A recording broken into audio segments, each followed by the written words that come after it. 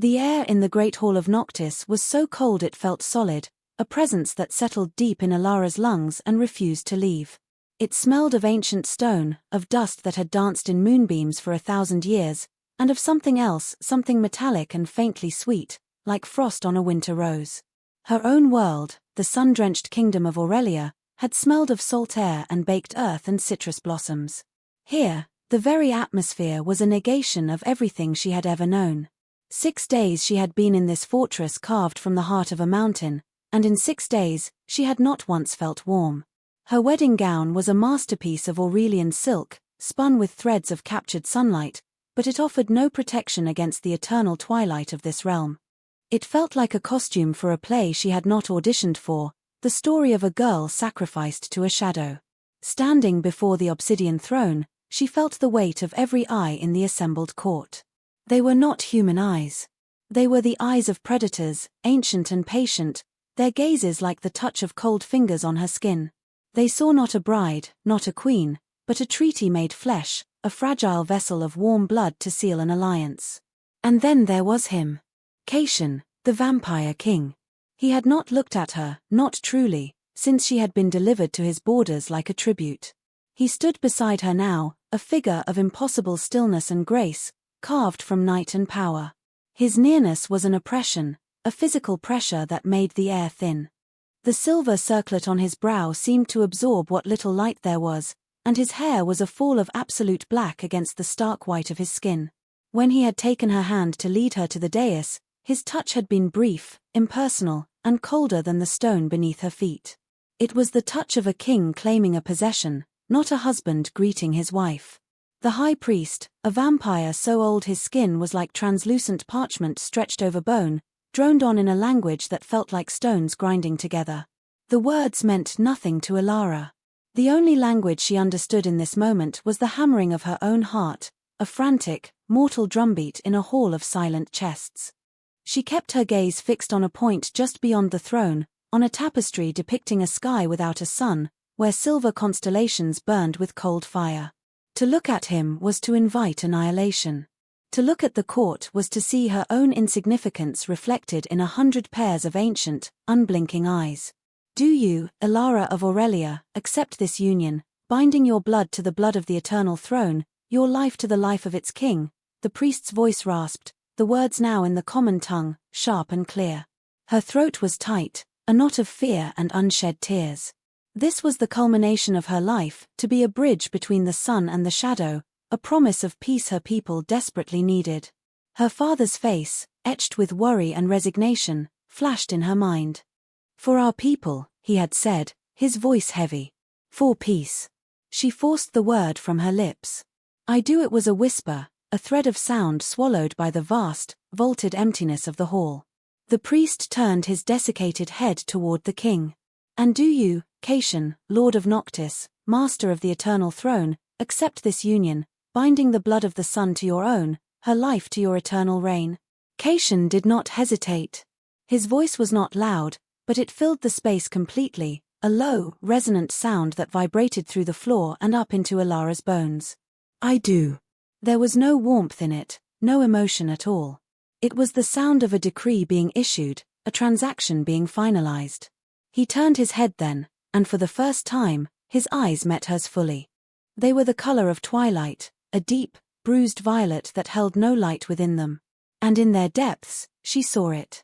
Not malice, not cruelty, but something far more chilling, a profound and absolute indifference. He was looking at her, but he was not seeing a person. He was seeing a symbol, a clause in a treaty, an object. The sight of her, in her sun-spun dress, seemed to bore him. He lifted her hand. His fingers were long and cool, their strength effortless as they closed around hers. He brought it not to his lips, but merely held it before him, his thumb brushing over her knuckles with the dispassionate curiosity of a scholar examining a specimen. Then he let it drop. The gesture was a dismissal. It said, "This is done. You are mine. You are nothing." A wave of dizziness washed over her. The cold of the hall deepened, seeping into her marrow. This was not a marriage. It was an acquisition. And in the cold, violet eyes of her new husband, she saw her future stretching out before her, an eternity of being owned but never seen, of being present but never known. The silence that followed the vows was heavier than any sound, a final, suffocating blanket laid over her old life. The king turned away from her, facing his court, and the moment was over. She was his queen, and she had never been more alone. The days that followed bled into one another, a seamless tapestry of grey dawns and black nights. Ilara was given chambers that were opulent in their gloom, furnished with dark, heavy woods and velvets the colour of dried blood. A vast, arched window looked out not upon a sky, but upon the cavernous heart of the mountain, where phosphorescent fungi cast an eerie, blue-green glow on forests of crystalline rock. It was beautiful, in a stark and lifeless way. It was a tomb. Her ladies-in-waiting were vampires, ancient and silent women with faces like porcelain masks. They moved without a sound, their gestures economical and precise. They dressed her, brushed her hair, and laid out meals she could barely bring herself to eat, all in a silence that was both deferential and deeply unnerving. They answered her questions with brief, clipped sentences and never, ever met her eyes. She was their queen, but she was also a fragile, warm-blooded creature whose heart beat with a frantic, temporary rhythm that must have sounded like a hummingbird's wings to their preternatural hearing. Caitian was a phantom. He presided over his court, held audiences, and managed the affairs of his kingdom with a remote, chilling efficiency. Ilara was expected to sit beside his throne, a silent, decorative accessory. She would sit for hours on the cold, unforgiving stone, her hands folded in her lap, feeling the court's collective, dispassionate gaze upon her. He never spoke to her during these proceedings. He never looked at her. It was as if an invisible wall existed between their two thrones, a barrier of ice she could not hope to breach. Once, desperate for a flicker of connection, she had tried to speak to him as they walked the silent colonnades back to their separate wings of the castle. "The tapestries in the West Gallery," she began, her voice sounding unnaturally loud in the quiet, "they are magnificent. I have never seen such artistry." He did not slow his pace. "They depict the unmooring of the first clans," he said, his eyes fixed forward. "A necessary war. It seems so sorrowful," she ventured, thinking of the woven images of fire and loss. A beat of silence. "Sorrow is a mortal luxury, Your Majesty. We prefer victory. Your Majesty." He called her by her title, a title he had bestowed, as if she were a stranger, a foreign dignitary. The cold formality was more cutting than any insult. He was reminding her of her place. She was a political figurehead, not a person, and certainly not his wife. The conversation, if it could be called that, was over. He inclined his head in a gesture of dismissal and swept into his own chambers, the heavy oak door closing behind him with a sound of utter finality. She began to study him from her silent post at his side. She watched the way his long fingers rested on the arm of his throne, perfectly still for hours. She watched the subtle shift of his shoulders when a petitioner displeased him, the almost imperceptible narrowing of his violet eyes. He was a creature of immense control, his power held in a state of constant, perfect equilibrium. He was not cruel in the way of petty tyrants, he was not prone to fits of rage or capricious violence. His cruelty was colder, more profound. It was the cruelty of absolute detachment. On the 10th day of her marriage, she decided to make one last attempt. She had brought a few small treasures from Aurelia, packed away in a carved wooden chest. From it, she took a small, smooth piece of sea glass, worn into a perfect teardrop shape by a century of ocean tides. It was a pale, soft blue, the color of the sky at her home just after sunrise. It was a simple thing, worthless, but it was a piece of her. She found him in the royal library, a cavernous space where the air smelled of aging paper and leather. He was standing before a vast map of the known world, his back to her. She hesitated in the doorway, her heart a frantic bird against her ribs. "My lord," she said softly. He turned, his expression unreadable. "Your Majesty." She stepped forward, her hands trembling slightly as she held out the small piece of glass on her palm. I brought this for you. From my home. The sea polishes them on our shores. I thought you might like to see a piece of the sunlit world." Her voice faltered at the end. It sounded so foolish, so naive. He looked down at her offering. His gaze lingered on the sea glass for a long, silent moment. She held her breath, a fragile bud of hope unfurling in her chest. Perhaps this small, simple thing could bridge the chasm between them. He reached out, and for a heart-stopping second, she thought he would take it. Instead, his fingers brushed past her hand to gesture at the map on the wall. "Your sunlit world," he said, his voice flat, "is now a vassal state, secured by this union. Its value has been calculated. I have no need for its trinkets." The hope in her chest withered and died. He had not even looked at her face. He had seen only the political reality, the map, the transaction. The small piece of glass in her palm suddenly felt heavy and cold, a foolish child's toy. She closed her fingers around it, the smooth edges digging into her skin. She looked at him, truly looked at the ancient, beautiful, and impossibly empty creature before her, and she understood. He would never see her. He would never know her.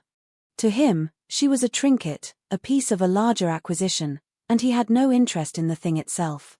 She turned without another word and walked away, the sea glass clutched so tightly in her hand it felt as if it might draw blood. Back in her chambers, she did not cry. The time for tears was over. The cold of this place had finally seeped into her bones, and in the chill, a new and unfamiliar feeling was taking root, not despair, but resolve. A hard, sharp, crystalline resolve. He had acquired a queen, but he had misjudged the acquisition. She was not a trinket to be set on a shelf and forgotten. She was Ilara of Aurelia. And she would not be owned. For the next 3 weeks, Ilara became a ghost in the castle of Noctis. She performed her duties as queen with a placid, unreadable expression. She sat by Caitian's side at court, a portrait of serene obedience. She ate the food laid before her, walked the cold halls, and retired to her chambers without complaint. To the vampires of the court, she had finally settled into her role, the fire of her mortal spirit banked and cooled by the eternal chill of their world. They were mistaken. Beneath the calm facade, Ilara's mind was a whirlwind of activity.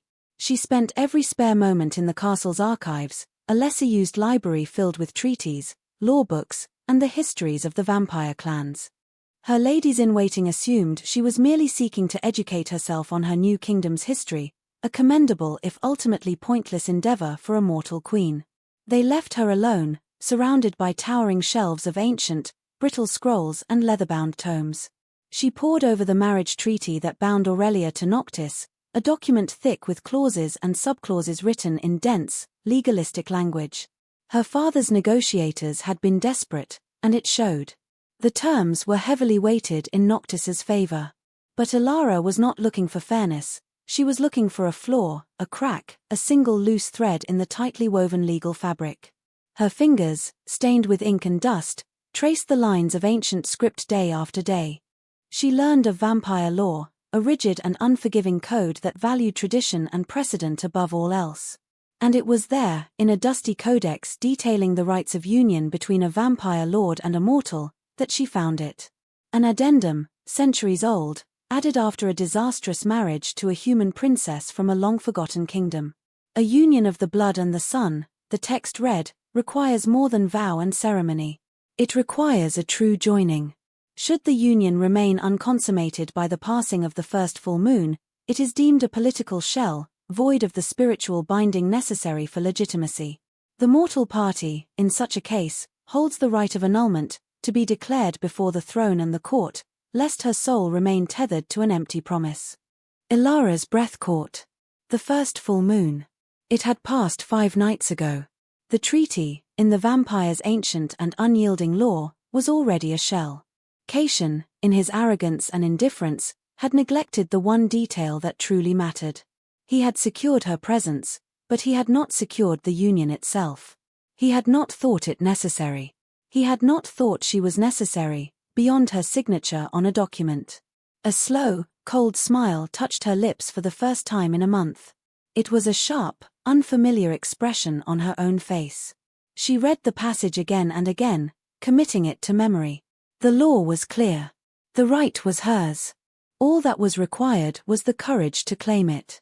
She spent the next 2 days in quiet preparation.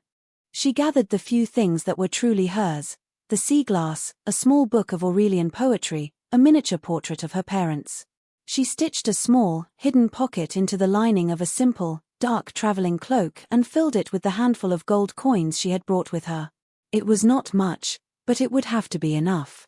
She studied the maps in the library, tracing a path through the treacherous mountain passes that led east, away from Noctis, toward the neutral territories of the Free Marches. It would be a difficult, dangerous journey, but the thought of it filled her not with fear, but with a wild, surging hope. On the morning of the 34th day of her marriage, she dressed herself. She did not choose one of the opulent gowns the court provided. Instead, she wore a simple woolen dress, the color of slate, practical and unadorned. She braided her hair tightly, functionally. When her ladies-in-waiting saw her, they exchanged confused glances, but her serene expression brooked no questions. She walked to the great hall, where the morning court was in session. Her steps were steady, her head held high. The guards at the door moved to block her. The queen was not to enter unescorted, but she met their gaze with a cool authority they had never seen from her before, and they faltered. She swept past them and into the hall. A hush fell over the assembled courtiers. All eyes turned to her. Caitian, seated on the obsidian throne, looked up, a flicker of annoyance crossing his perfect features. It was the most emotion she had ever seen from him. She did not wait for him to speak. She walked to the center of the hall, to the very spot where she had stood on her wedding day, and she turned to face him. Her heart was a wild drum against her ribs, but her voice, when she spoke, was clear and cold as the mountain air. Caitian, Lord of Noctis, she began, her voice ringing with newfound strength. I stand before you and this court to invoke the ancient laws of union. Caitian's eyes narrowed. He leaned forward slightly, a predator sensing a disturbance in its territory. Explain yourself, madam. The law states, Elara continued, her gaze unwavering, that a marriage between one of your blood and one of mine, if unconsummated after the passing of the first full moon, is rendered a hollow pact. It is a political shell, lacking the spiritual binding required for legitimacy. A murmur rippled through the court. Caitian's face was a mask of stone, but she saw a dangerous light kindle in the depths of his violet eyes. He had not known. Or he had known, and forgotten, deeming it an irrelevant detail concerning a temporary creature. His arrogance had been her key. The law grants the mortal party, in this case, the right of annulment, she declared, her voice rising in power and conviction. A right I claim now. Before this throne and this court, I, Elara of Aurelia, declare this union void. The treaty is broken. The marriage is annulled. For a moment, there was absolute silence. The vampires of the court stared, their ancient faces frozen in shock. No one defied the king of Noctis. No one. Caitian rose slowly from his throne. The air in the hall grew thick, heavy with a pressure that felt like it could crack stone. His power uncoiled, a palpable, menacing force. You dare, he whispered, and the sound was more terrifying than any shout. Elara stood her ground. She met his furious gaze without flinching. For the first time, he was truly seeing her, and what he saw was not a docile bride, but an adversary. I dare what the law permits, she said calmly. I am no longer your queen. I am a free citizen of Aurelia, and I wish to return to my home. He took a step down from the dais. You belong to me. The treaty. The treaty is void because its central condition was not met. She cut him off, a reckless courage surging through her. You were so certain of your power, you neglected your duty. You acquired a bride, but you failed to make a wife. The failure is yours, Lord Caitian. The freedom is mine. With that, she turned her back on him, on the throne, on the court, on the entire kingdom of shadows. She walked, her back straight, toward the great doors of the hall. Every step was an act of will, expecting at any moment to feel his cold grip on her shoulder, to be struck down by his wrath. But nothing came. The court was frozen in disbelief. The king, for the first time in centuries, was stunned into inaction. She reached the doors. The guards, their faces a mixture of fear and awe, did not move to stop her. She pushed the heavy doors open and stepped out into the cold, grey corridor. She did not run. She walked, with measured steps, away from the great hall, her heart singing a wild, terrifying, and triumphant song of freedom. The castle was a labyrinth of stone and shadow, but Ilara had spent her weeks of captivity well. She had not just been reading lore, she had been learning the castle's rhythms, its passages, the shift changes of the guards. She moved now with a quiet purpose that belied the frantic beating of her heart. She kept to the servant corridors and forgotten stairwells, a small, grey shadow in the belly of the beast. The travelling cloak she had hidden was retrieved from beneath her mattress, its dark wool a welcome anonymity. She pulled the hood low over her face, shrouding her human features, her sun-touched hair. Every sound was magnified, every flicker of a torch a potential discovery. The scrape of her boots on the stone, the whisper of her cloak against the wall, the ragged sound of her own breath all seemed impossibly loud in the tomb-like silence. She imagined Caitian's rage, the order for her capture echoing through the halls. She imagined the guards, their swift, silent movements, their ancient eyes searching the shadows for her. Fear was a cold knot in her stomach, but determination was a fire in her blood. The image of his face, the shock, the fury, the dawning comprehension fueled her steps. She had torn a hole in his perfect, orderly world, and the thrill of it was a heady wine. She made her way to the lower levels, toward the kitchens and the service entrance that led to the refuse tunnels. It was a foul, undignified route, but she knew it would be the last place they would expect a former queen, to go. The air grew thick with the smell of waste and rot, but it was the smell of escape. She found the iron grate she had noted days before, a loose hinge her only hope. With trembling fingers, she worked the rusty pin free.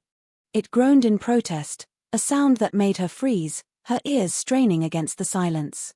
But no alarm was raised. She squeezed through the narrow opening and into the darkness of the tunnels. The tunnel was slick with damp and filth, and the darkness was absolute. She fumbled for the small tinderbox and candle she had secreted away, her hands clumsy with cold and adrenaline. The small flame flickered to life, casting a tiny, wavering pool of light that pushed back the oppressive blackness. The tunnel stretched before her, a gaping maw leading out of the mountain. It was her only way out. The journey through the mountain was a nightmare. The air was frigid and foul, the ground uneven and treacherous. Rats skittered in the darkness just beyond her light. Twice, she had to douse her candle and press herself into a crevice as the sound of armored boots echoed from passages far above, the sounds of a search beginning in earnest. She waited, her body rigid, until the sounds faded, her heart hammering against her ribs so violently she was sure they could hear it. Hours crawled by. Her legs ached, her lungs burned from the cold, foul air, but she pushed onward, driven by the memory of Caitian's indifferent eyes. That indifference had been her cage, and she would crawl through hell itself to be free of it. Finally, after what felt like an eternity, she saw it, a faint, grey luminescence ahead. The end of the tunnel. She emerged, blinking, into the pre-dawn gloom of the valley floor. The air was sharp and clean, smelling of pine and cold rock, and it was the sweetest scent she had ever known. She was out. She was out of the mountain, out of the fortress of Noctis. She looked back at the towering peak, a black fang against the bruised purple of the sky, and a shiver of terror and triumph ran through her. But she was not safe yet. She was still in his kingdom, a vast, sparsely populated land of dark forests and jagged hills, all patrolled by his loyal subjects. She had to cross the border into the free marches before he could truly find her.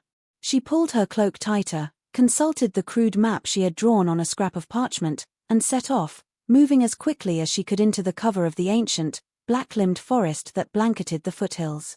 The sun never truly rose here. The sky merely lightened from black to a perpetual, bruised twilight, the weak light filtered through a permanent canopy of grey clouds. The forest was an eerie, silent place, the trees ancient and gnarled, their branches heavy with moss. The ground was a soft carpet of pine needles that muffled her footsteps. For 2 days, she traveled, eating the stale bread and dried fruit she had stuffed in her pockets, drinking from icy mountain streams. She slept in short, fitful bursts, hidden in hollow logs or beneath rocky overhangs, waking at the slightest sound, the snap of a twig, the cry of a night bird. On the 3rd day, she reached the edge of his domain.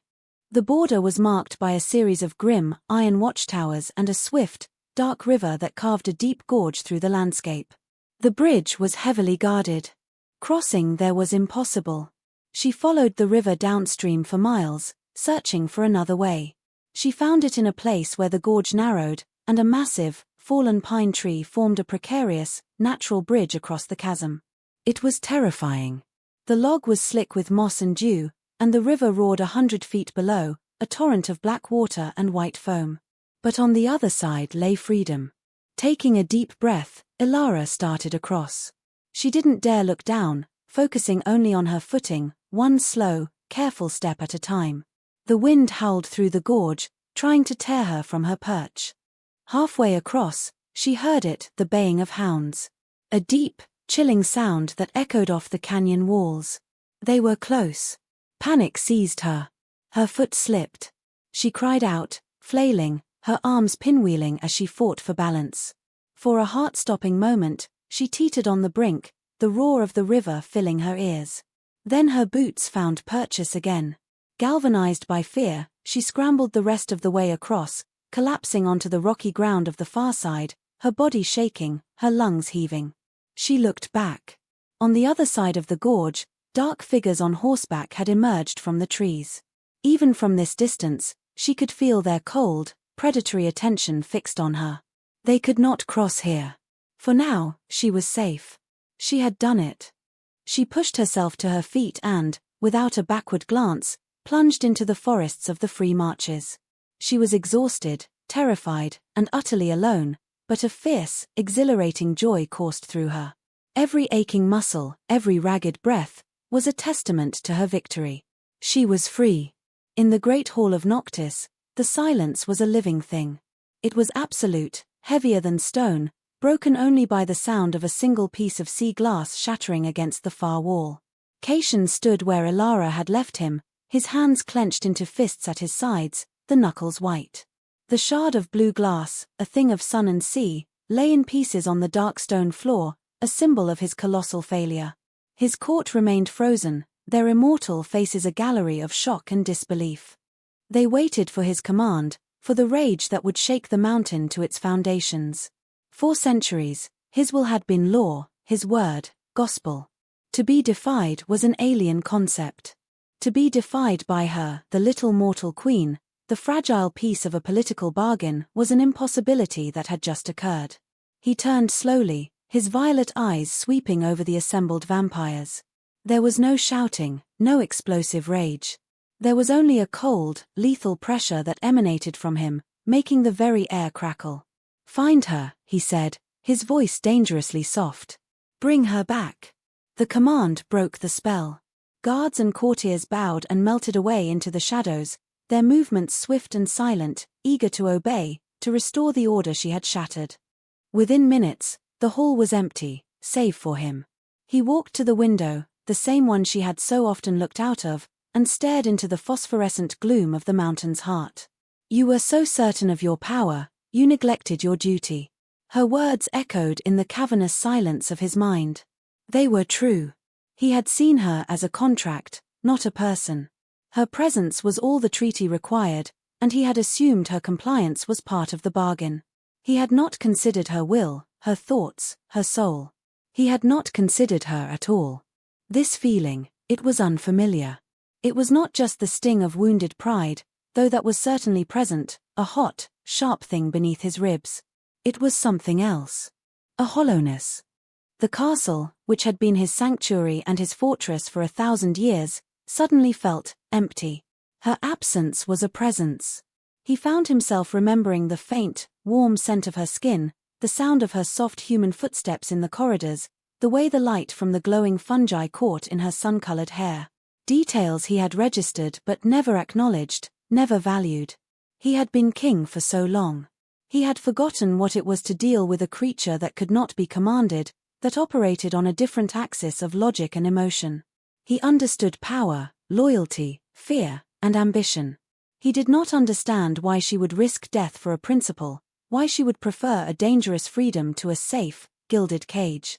He did not understand why her rejection of that cage felt like a personal condemnation. Days passed. His trackers were the best in the world, his guards relentless. They followed her trail to the border, to the gorge with the fallen tree. And there, they lost her. She had vanished into the sprawling, ungoverned lands of the Free Marches, a place where his authority meant nothing. His patrols returned empty-handed, their reports filled with frustration. She was gone. The hollowness in his chest deepened. The court settled back into its ancient rhythms, but something had irrevocably changed. The balance of power had been disturbed. A mortal had defied the eternal king and had, for now, won. The whispers in the shadows were constant. One evening, a week after her escape, he found himself standing before the door to her chambers. He had not been inside since she had arrived. On impulse, he pushed the door open. The room was cold and neat, stripped of her presence by the servants. But something remained. A faint scent of dried flowers and parchment. He walked to her dressing table. A single book of poetry lay there, left behind in her haste. He picked it up. It was worn, the cover soft from frequent handling. He opened it to a random page. The words were about the sea, about the endless patience of the waves and the freedom of the horizon. He closed the book, his fingers tracing the worn leather. This was a part of her world, a world he had dismissed as a trick. He had held the sun in his hands and had been so blinded by its political value that he had failed to feel its warmth. A decision formed in the cold stillness of his mind. This was not a matter for his guards or his trackers. This was not a matter of state, not anymore. It was personal. He needed to understand. He needed to find her, not to drag her back as a prisoner, but to stand before her and ask the question that burned in the silent spaces of his soul. Why? He would not send an army. He would not send his court.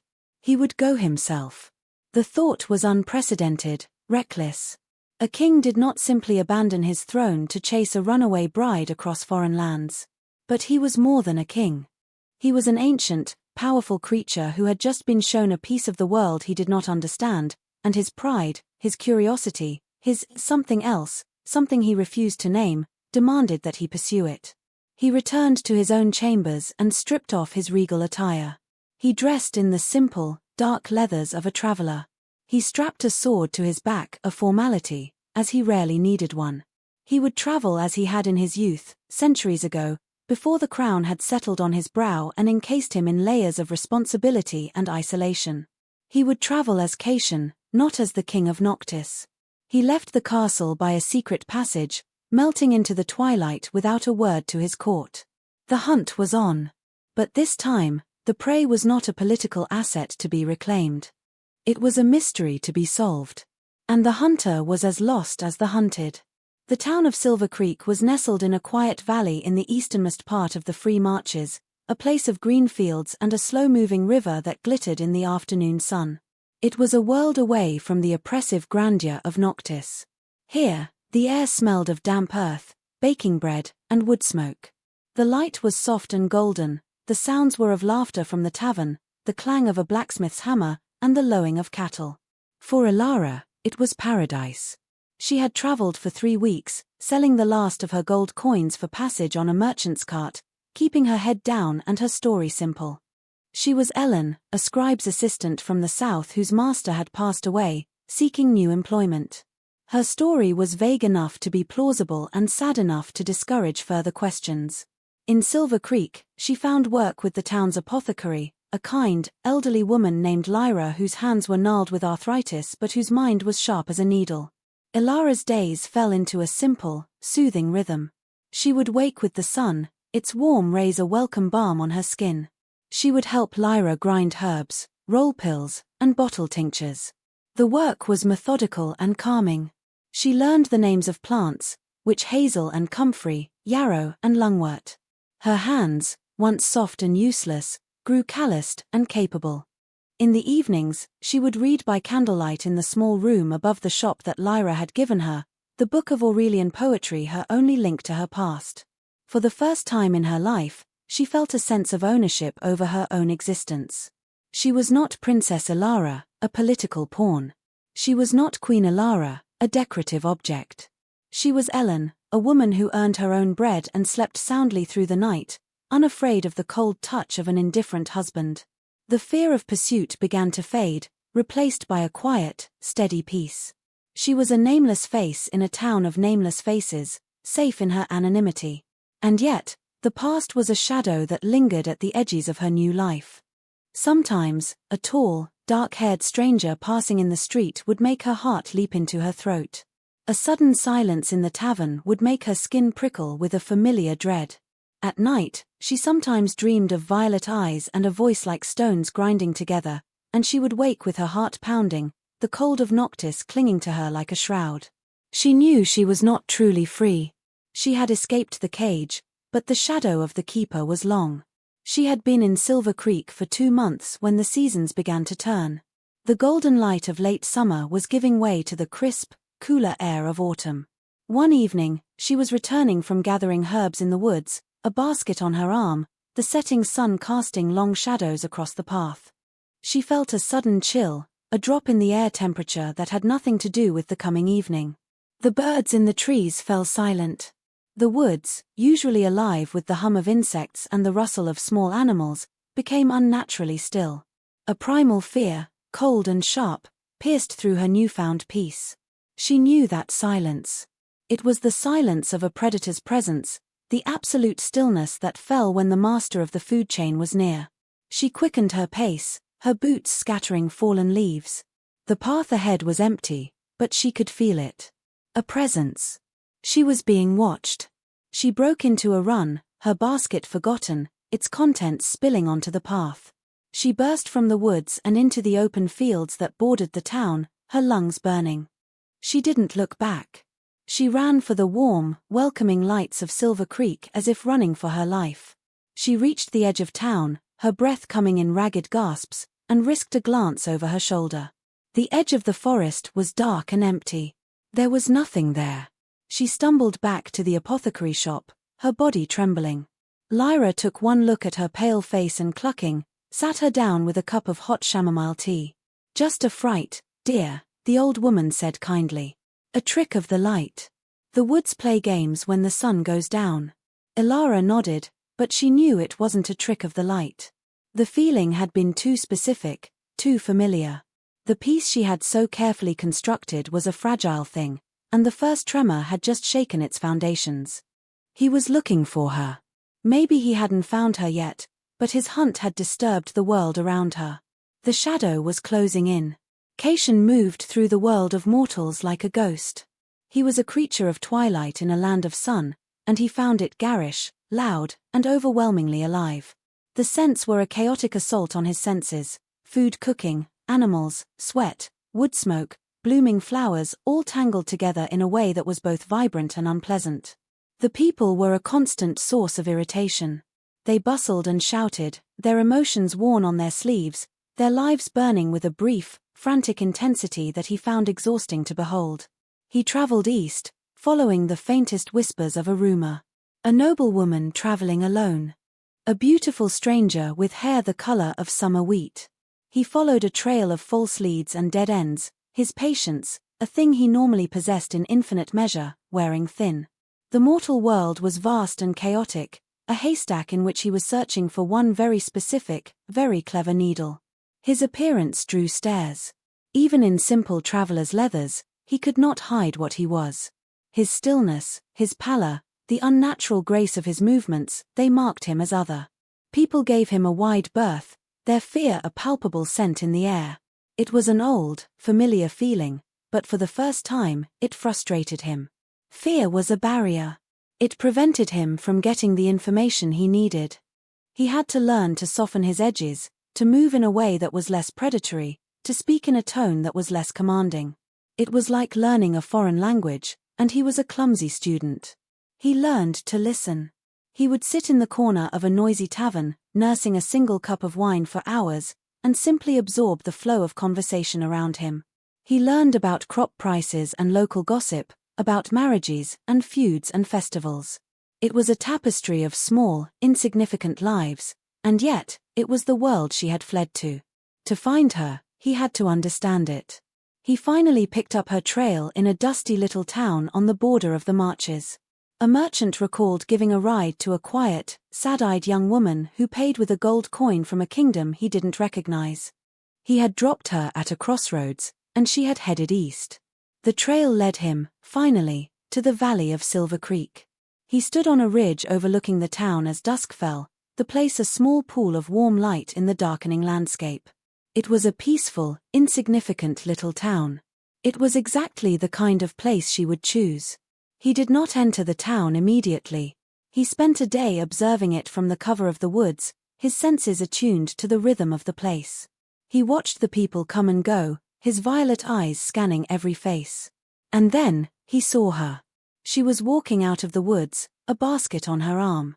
Her hair was braided simply, and she wore a plain, homespun dress. She was no longer a princess or a queen. She was just a woman. And she was smiling, a small, quiet smile of contentment as she examined an herb in her hand. He had never seen her smile before. The sight of it struck him with an unexpected force. It was like a punch to the gut. This was what she had wanted. This simple, sunlit peace. This was what he had denied her, what his world could never offer. In that moment, he understood that dragging her back to Noctis would be an act of supreme cruelty. It would be destroying this small, fragile happiness she had built for herself. He watched her, his body perfectly still. As she started back toward the town, he let a fraction of his presence be known, a subtle drop in the temperature, a sudden silencing of the woods. It was a test. Her reaction was immediate. The smile vanished. Her head snapped up. Fear, sharp and familiar, radiated from her. She dropped her basket and ran. He did not follow. He watched her flee, his expression unreadable. He had found her. But the question was no longer how to bring her back. The question, now, was what to do. He could take her. He could appear in her room in the dead of night and carry her away, and no one in this town could stop him. But what would he have then? A terrified prisoner. The same silent, empty-eyed woman who had sat beside his throne. He would have the vessel, but the spirit, the thing that had smiled in the woods, would be gone. He waited until full darkness fell. He moved through the town like a shadow, his footsteps making no sound on the cobbled streets. He found the apothecary shop, a warm light glowing in an upstairs window. Her room. He could smell her scent on the air, a faint fragrance of herbs, soap, and something uniquely her, something warm and alive. He stood in the alley across the street for a long time, watching the light in her window. The hunter had cornered his prey. But for the first time in his very long life, he was not sure he wanted to make the kill. That night, Ilara did not sleep. She sat in the chair by her window, the book of poetry lying unopened in her lap, and watched the street below. Every shadow seemed to move, every gust of wind sounded like a footstep. The feeling from the woods had not dissipated, it had followed her. It was a weight in the air, a cold pressure that settled over the entire town. He was here. She didn't know how she knew, but she did. The peace of Silver Creek was shattered. She thought about running again. She could pack her small bag and be gone before dawn. But where would she go? He had found her here, in this remote and forgotten corner of the world. He would find her again. And again. Her escape had not bought her freedom, only a temporary reprieve. The running had to stop. The confrontation she had been dreading was inevitable. The candle on her table burned down, sputtering in a pool of wax. The moon rose, casting a pale, silvery light over the sleeping town. And then, the light in her room flickered. The flame of her new candle dipped and swayed as if in a sudden draught, though the window was closed. The air grew cold. She did not turn around. She knew, with a certainty that went deeper than thought, that she was no longer alone. Her heart began to hammer against her ribs, a frantic, trapped thing. She squeezed her eyes shut. Be brave, she told herself. You are not his property. You are not his queen. You are Ellen. You are Ilara. A floorboard creaked behind her. It was the only sound. He was giving her time, allowing her to acknowledge his presence. She took a slow, shaky breath and turned her chair around. He was standing in the center of her small room, a figure of darkness and silence. He wore simple traveler's clothes, but they did nothing to diminish the aura of immense power and antiquity that clung to him. His presence seemed to suck all the warmth and air from the space, his shoulders so broad they almost brushed the low-ceiling beams. The moonlight from the window caught in his black hair and illuminated the stark, pale beauty of his face. His violet eyes were fixed on her, and their expression was not one of rage or triumph. It was something she had never seen before, uncertainty. For a long moment, neither of them spoke. The silence was a battlefield, charged with 1,000 unspoken things. Her terror was a physical thing, a cold weight in her stomach, but beneath it, the resolve that had carried her out of Noctis began to harden once more. She would not scream. She would not cower. "What do you want?" she asked, her voice a little unsteady, but clear. He seemed to consider the question, as if he did not know the answer himself. He took a step closer, and she flinched, pressing herself back into her chair. He stopped immediately. The sight of her fear seemed to cause him a flicker of something. Pain. Regret. "I did not come to harm you," he said.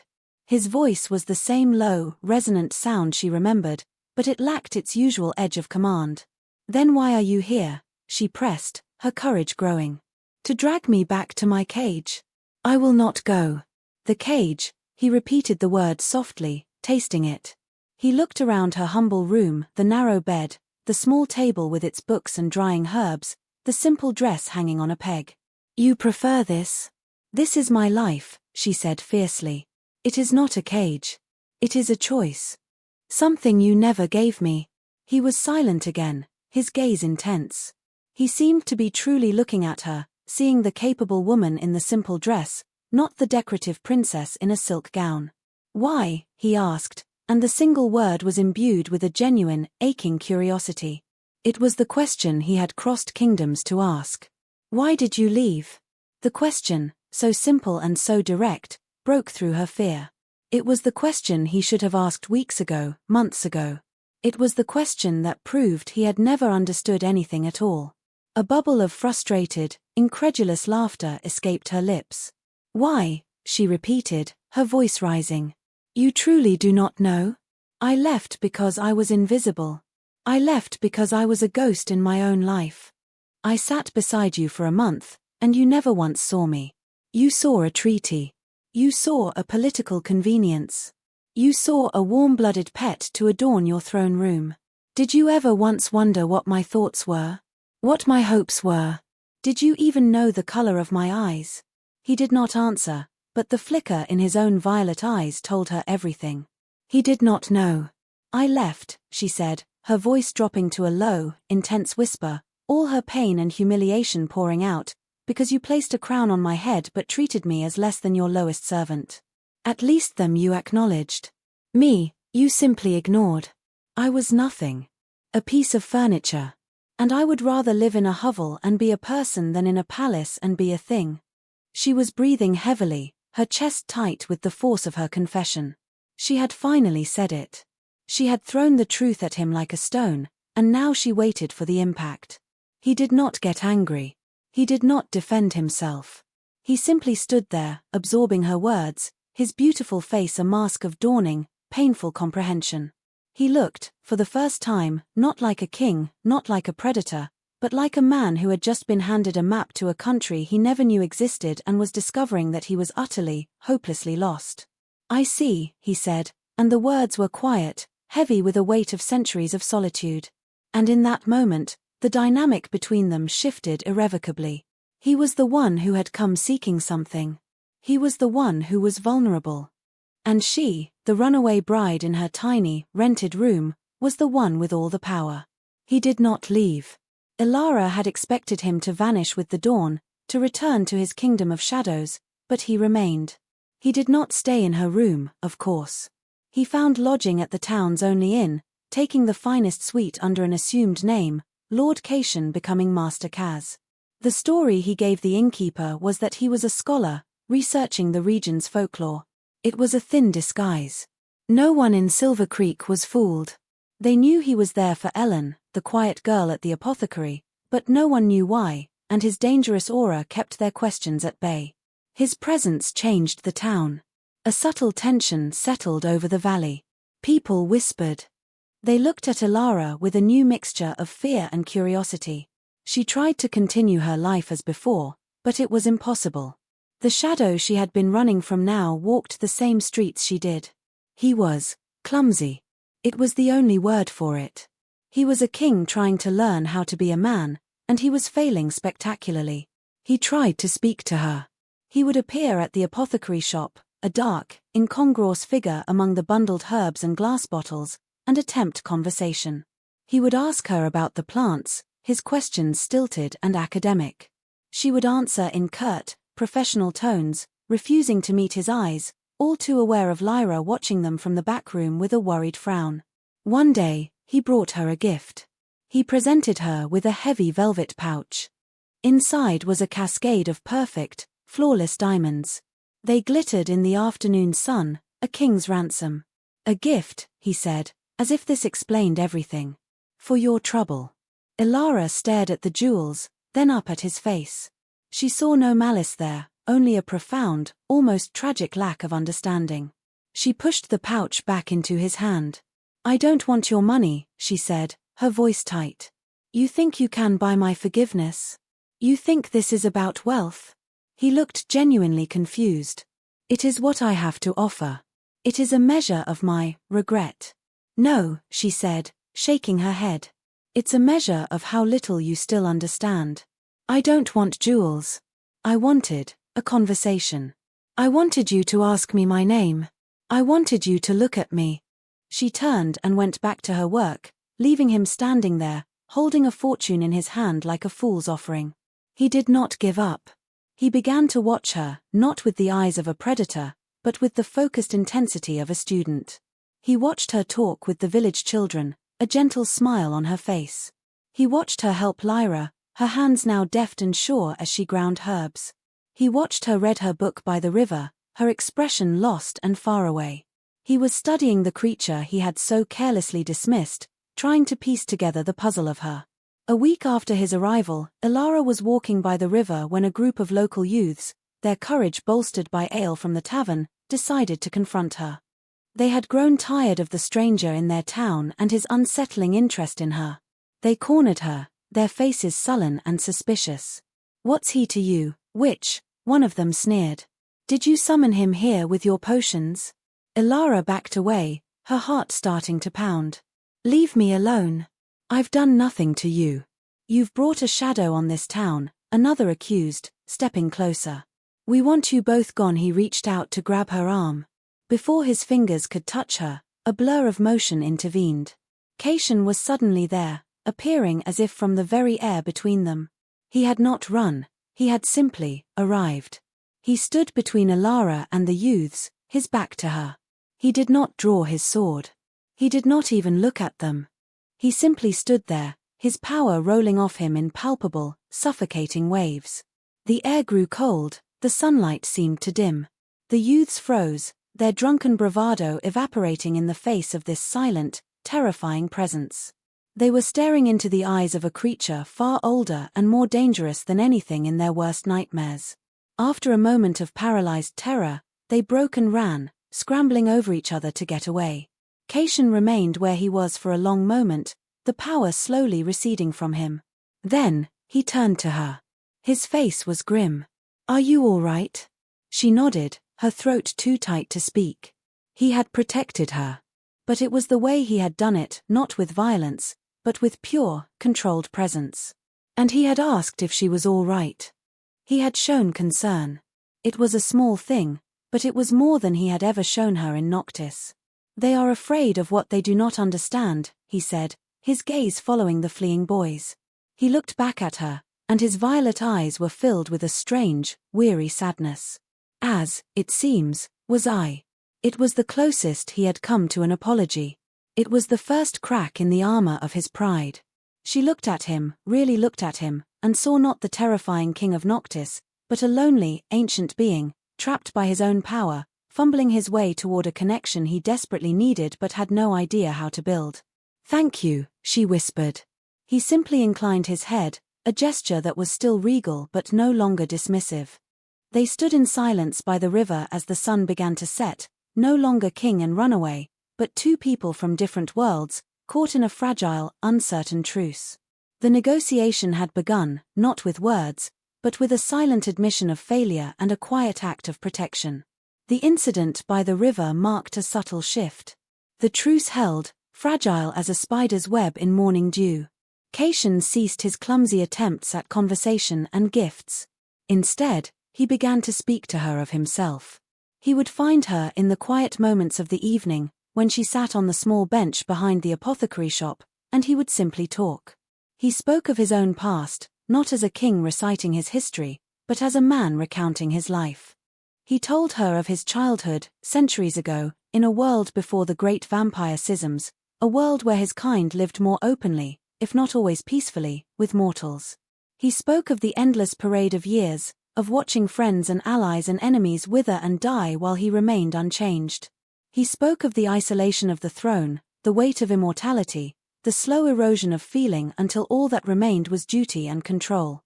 "We do not feel as you do," he explained one evening, his voice low, his gaze fixed on the rising moon. "Our emotions are geological. They move slowly, over centuries. Joy is a vein of gold one might find once in a millennium. Rage is a volcano, dormant for ages, then catastrophic.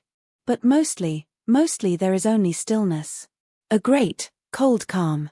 When you arrived, you were a flicker. A brief, warm, agitating presence. I did not know what to do with you, so I chose to do nothing. I chose stillness." Ilara listened, rapt. For the first time, she was beginning to understand the creature behind the crown. He was not cruel by design, he was cruel by nature, by the very fabric of his being. He was a glacier, and she was a mayfly, and he had simply not known how to perceive something so fleeting and vibrant.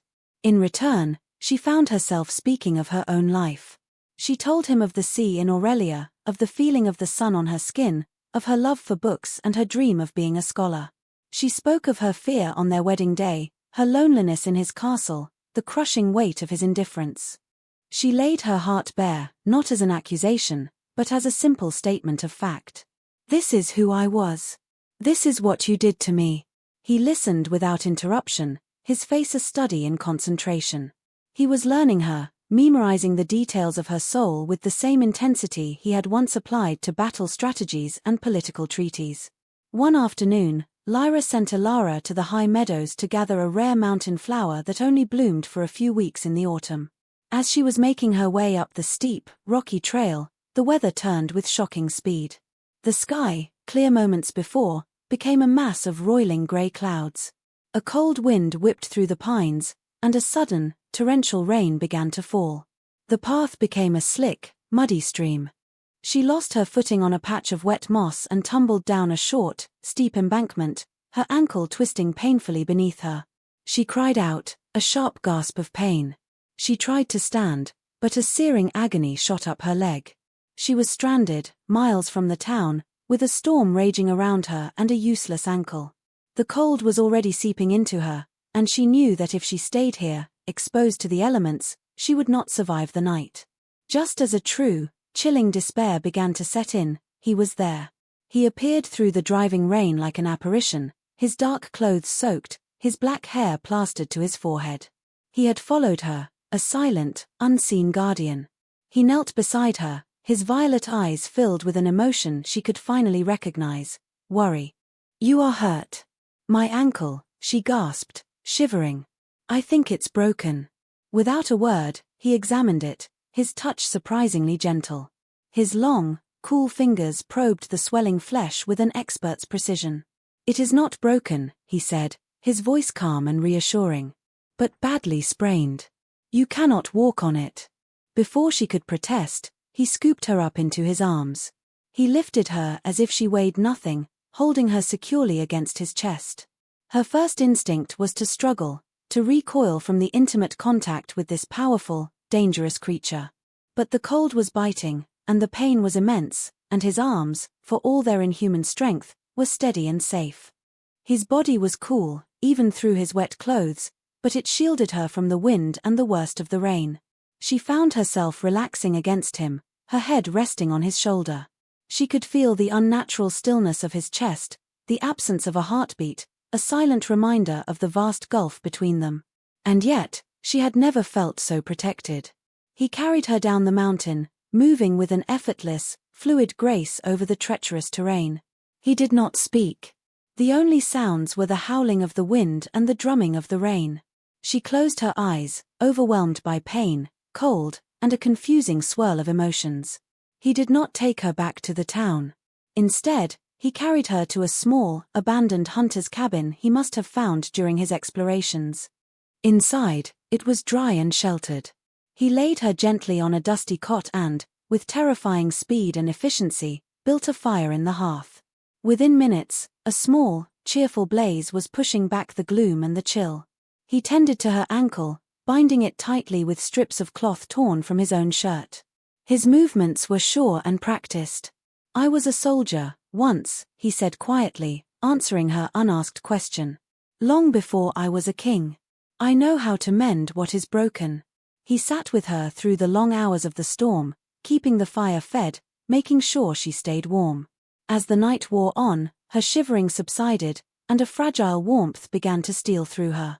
The pain in her ankle dulled to a throb. They did not talk much. They simply shared the small space, the silence between them no longer a battlefield, but a space of quiet contemplation. At one point, she looked at him, his face illuminated by the flickering firelight. The harsh planes of his face were softened, the shadows in his eyes deeper. He looked ancient and weary and profoundly alone. "Why are you doing this?" she asked softly. "Why are you being so kind?" He turned his head and looked at her. The firelight danced in his violet eyes.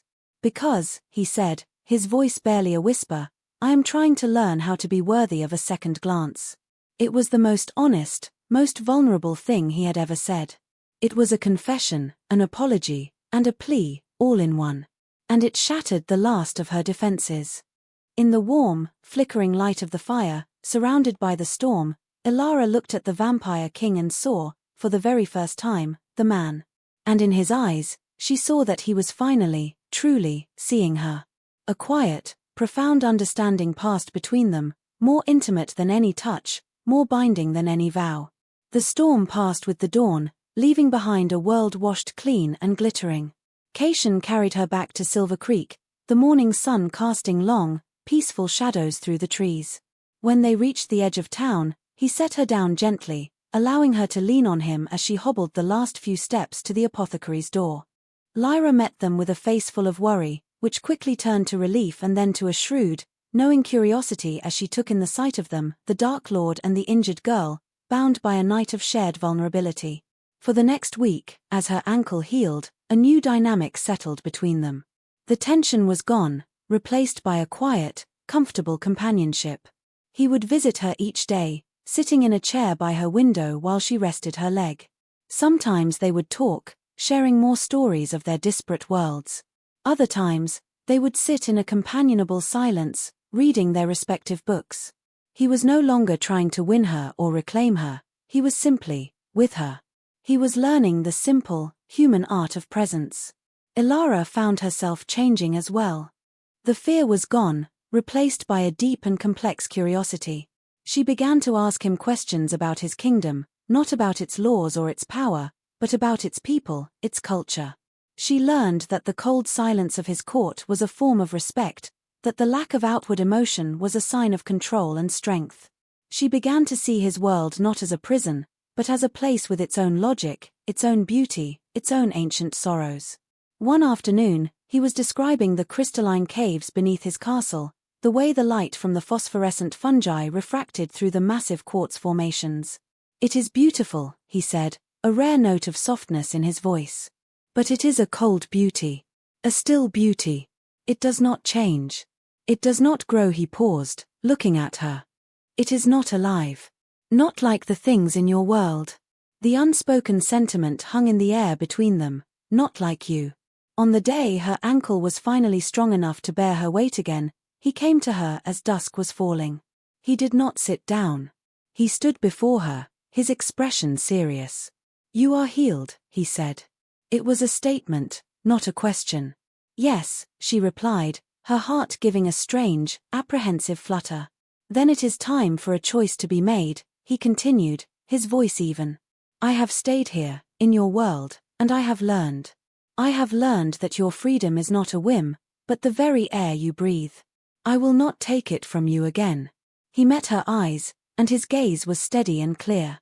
"So I offer you a choice, Ilara. Not a command. A choice. You may remain here, in Silver Creek. Live your life as you see fit. I will return to Noctis, and you will never see me again. I will declare you lost to the mortal world, and my kingdom will accept it. You will be free, truly and completely." He paused, and the weight of his words settled in the quiet room. He was offering her everything she had ever wanted, everything she had risked her life for. "Or," he said, and his voice dropped, becoming softer, more hesitant than she had ever heard it. "You can return with me. Not as a political prisoner. Not as a decorative queen. But as my equal. As a partner. To teach me of the sun, as I will teach you of the stars. To bring warmth to my cold halls. To build something new together, something that is neither of yours nor mine, but ours." He took a half-step closer, his hands remaining at his sides, his posture open and vulnerable. "I cannot promise you a life of ease. My world is dark and strange, and my people will not understand you at first. I cannot promise to change who I am. I am a creature of night and stillness. But I can promise you this: I will see you. Every day. I will listen to you. I will honor you. And I will never, ever take you for granted again. The choice is yours. And I will abide by it, whatever it may be." Ilara stared at him, her mind reeling. He was offering her two kinds of freedom. The freedom to be left alone, and the freedom to choose her own bonds. The simple, peaceful life she had found here, or a difficult, complicated, but potentially extraordinary life at his side. She thought of the cold halls of Noctis, of the silent, ancient court. And then she thought of the look in his eyes in the firelight, the feel of his arms around her in the storm, the quiet companionship of the past week. She looked around her small, safe room. It had been her sanctuary. But she realized, with a sudden, startling clarity, that it was beginning to feel like a cage of a different kind, a cage of safety, of smallness. The woman who had fled Noctis would have taken her freedom and run without a second thought. But she was not that woman anymore. She had faced down her fear. She had spoken her truth. And in doing so, she had found a strength she never knew she possessed. She met his gaze, and her heart, which had been so afraid for so long, was now steady and sure. "I will go with you," she said. A flicker of profound, overwhelming relief crossed his features, so swift she might have missed it if she hadn't been looking so closely. He did not smile, she still did not know if he was capable of it, but the harsh lines of his face softened. The ancient weariness in his eyes seemed to lift, replaced by a quiet, wondering light. "Thank you," he whispered, and the words were not those of a king accepting fealty, but of a man receiving a gift of unimaginable grace. The journey back to Noctis was nothing like her first passage into that realm. They traveled slowly, not with the urgency of a king returning to his throne, but with the quiet purpose of two people embarking on a shared pilgrimage. Caitian did not treat her as a delicate burden to be hurried along. He moved at her pace, pointing out landmarks, explaining the history of the grim, beautiful lands they passed through. He taught her the names of the pale, night-blooming flowers that grew in the shadowed valleys and the constellations that burned in the twilight sky. The world that had once seemed so alien and menacing began to reveal its secrets to her, its own stark and solemn beauty. He, in turn, listened as she spoke of her world, asking questions with a genuine desire to understand. He wanted to know about the seasons, about the tides, about the way sunlight felt on the skin. He was a scholar of the night, and she was his tutor in the ways of the day. They were two halves of a whole, each holding knowledge the other lacked. The chasm between them was still there, vast and deep, but they were building a bridge, one story at a time. When they finally reached the great fortress carved from the mountain, Ilara felt not a returning dread, but a sense of purpose. This was not her prison, it was her challenge. The massive gates groaned open, and they rode into the central courtyard. The guards and courtiers who had assembled to greet their returning king froze when they saw her, riding not behind him as a captive, but beside him as an equal. Her face was not downcast, her head was held high, her expression calm and resolute. Caitian dismounted and then turned to help her down, his hands gentle and steady on her waist. He did not release her immediately. He kept her standing before him for a moment, forcing his entire court to witness the gesture of respect, the clear statement of her new status. He led her into the great hall. It was as cold and vast as she remembered, but it no longer felt oppressive. It was simply a space, waiting to be filled. The obsidian throne stood empty at the far end of the hall, a seat of immense and lonely power. Caitian did not walk toward it. He stopped in the center of the hall, in the exact spot where she had annulled their marriage, and he turned to face her. The entire court watched in stunned silence. "Ilara," he said, his voice resonant in the vast space, but intended only for her. "When we first stood in this hall, I gave you my name and my title. I offered you a crown. But I did not offer you myself."